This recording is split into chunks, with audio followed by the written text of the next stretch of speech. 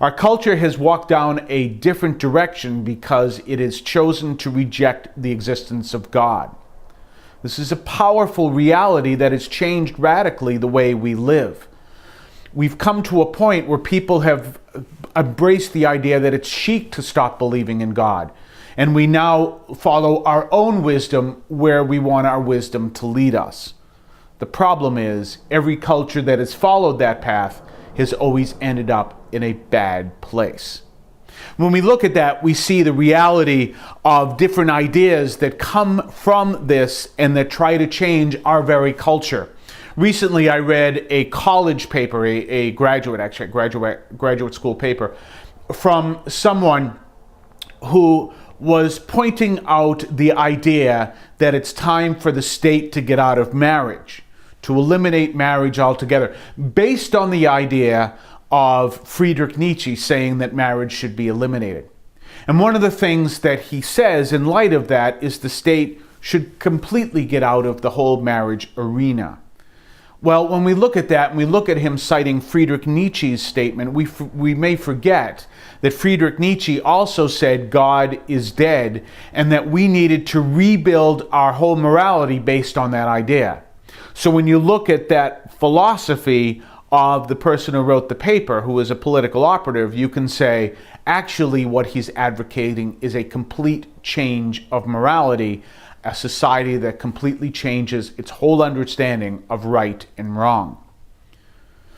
We're now at a time where when we see the message of the Good Shepherd, we have to start understanding that we're being led in a direction that leads us at odds with our culture many times. And so when we listen to the Good Shepherd, we hear his wisdom, we hear his understanding, his divine wisdom that forms us and teaches us, in the words of St. Paul, that renews our mind. So we have an understanding of right and wrong. We have an understanding of truth and lie. We have an understanding of justice and oppression. We have those understandings. And in light of that, we seek to do what the Good Shepherd calls us to do as he leads us to the eternal life to which we are called. There's an important line in the Gospel of the Good Shepherd we see from Matthew, and that line says that the sheep heard the voices of the thieves and marauders but rejected them. They listened only to the voice of the Good Shepherd.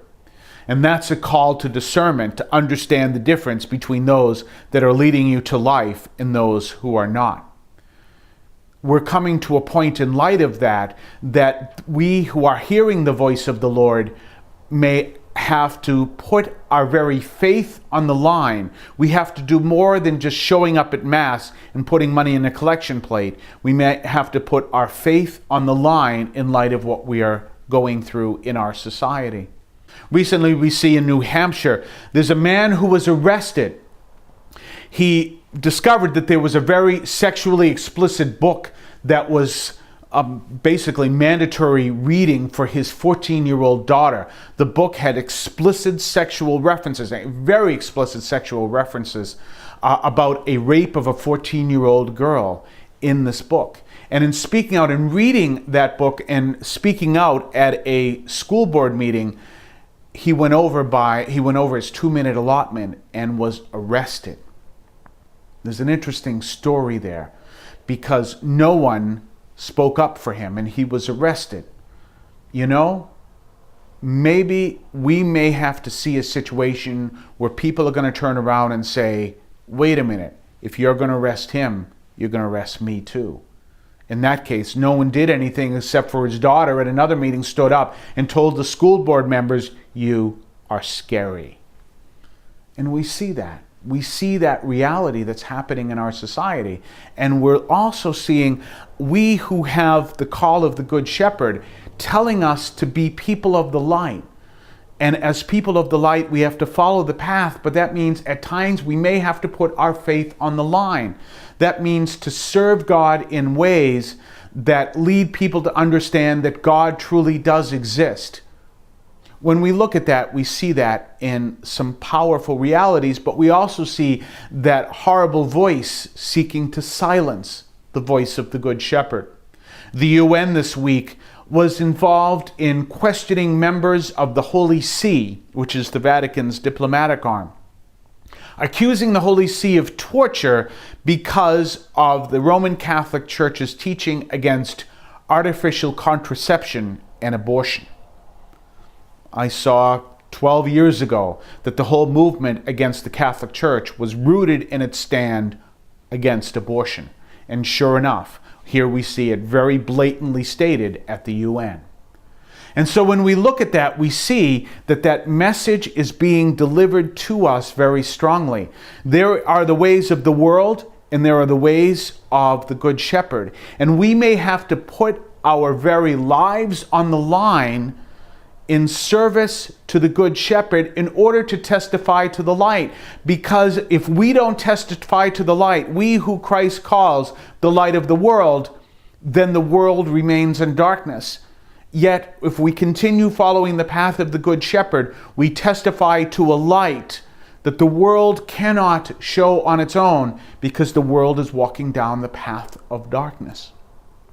We are coming to a time that Henry Thoreau was once confronted when he was in prison, and his friend looked at him and said, "Henry, what are you doing in there?" And Henry turned back to his friend and said, "No, the question is, what are you doing out there?" And this is where it is that maybe we may have to put our very lives on the line in order to serve the Lord in light of what is happening. This is Good Shepherd Sunday. It is a time for us to open ourselves to the Good Shepherd, to be people of prayer, and to allow the Lord to transform us so that we may live in a culture that has called us to turn away from God.